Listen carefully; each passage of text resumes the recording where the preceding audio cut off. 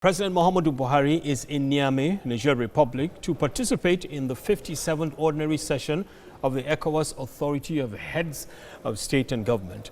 A one-day summit is giving a special report on COVID-19 special focus, and the summit will also receive a special report on the ECOWAS single currency program. President Buhari is accompanied on his trip by ministers and other top government officials and will be back in the country immediately after the meeting is over. African Affairs Analyst Ademola Oshodi joins me via Skype to discuss the summit. Thank you so much for joining in. Thank you. Okay, so given the internal challenges and that Nigeria has, what leadership role can it play concerning in going on with the democratic proceedings in some of the states that would be experiencing elections, and also the crisis going on in Mali? Thank you. Well, Nigeria is the natural leader in not just West Africa, but in Africa. It's taken its natural position in fostering peace and stability in the sub-region.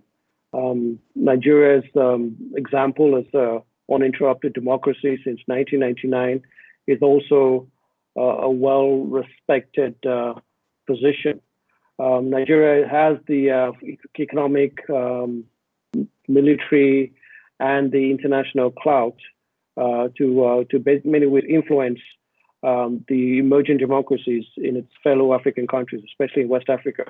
In the year 2020, there are 5 West African countries doing parliamentary and presidential elections. Countries like Guinea, Ghana, Burkina Faso, Niger, and also Cote d'Ivoire. So Nigeria is very keen on ensuring that the democratic process is followed, with also the backing of the international community. And I guess probably the most pressing thing right now in West Africa is the crisis with COVID, and also in Mali with the recent coup d'etat there. So President Buhari is taking that leadership position to ensure that stability and democracy is well respected on the sub-region.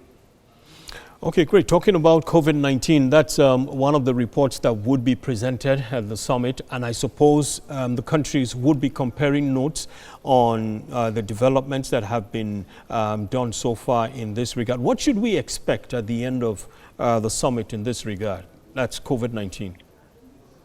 Well, Nigeria again is in charge of the COVID response to West Africa. The president of Nigeria is the champion of the COVID response. The committee is made of mainly Nigerian ministers: Minister of Finance, Minister of Health, Minister of I think Transportation, Aviation.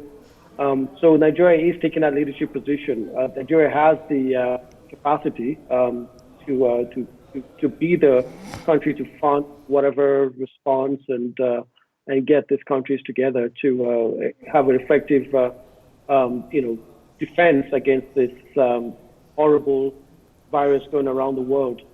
So there is a structure in place, and we have in different committees, which is headed by Nigeria, to combat this virus. So one of the points they would be also talking about is terrorism and insurgency. It's one of the aspects that really needs maximum attention, given the security implications. How do you think this can be tackled, considering that it's one that has been reoccurring over the years?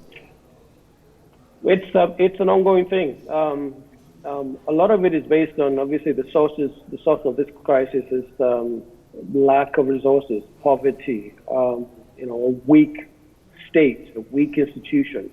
And, you have people that are just basically been influenced by external factors. You have the jihadists. You have Boko Haram in Africa, Nigeria. You have the breakup of, the fall of Muammar Gaddafi in Libya, and all the arms and, weaponry that's come down all the way to West Africa, to any failed states or failing states to arm their insurgents. So the combination of this and also, I guess, the huge population growth in Africa with a huge stress on the resources, water, the arid land, the deserts encroaching.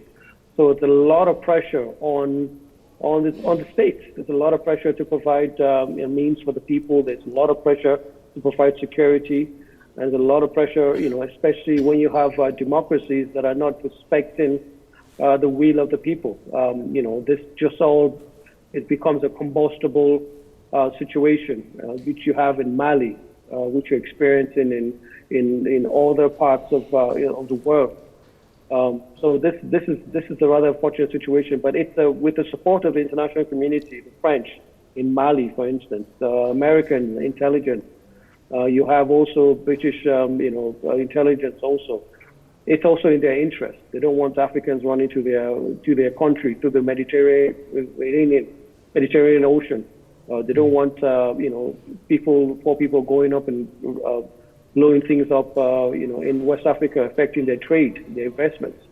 So it's a lot of international cooperation with the leadership of Nigeria and ECOWAS, ensuring that this issue is dealt with. Ademola Oshodi, thank you so much for your thoughts in this regard. He is the African Affairs Analyst. Thank you. Thank you.